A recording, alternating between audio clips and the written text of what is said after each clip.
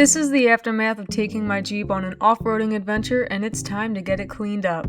If you're interested in watching my off-road adventure, it is on my vlog channel, which I will leave linked in the description. I did trade in my Jeep for my dream truck, which I do not regret, but I do miss the Jeep sometimes and thought it deserved an appearance on this channel, so enjoy this satisfying pressure washing transformation.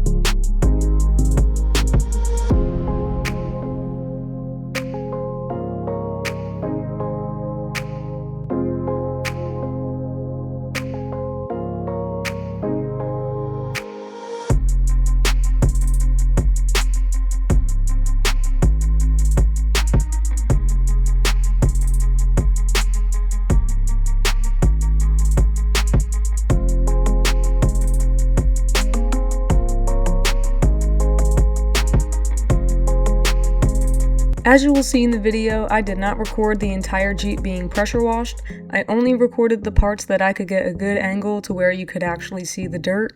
But just know I got every speck of dirt off this thing and it looked really good when it was done.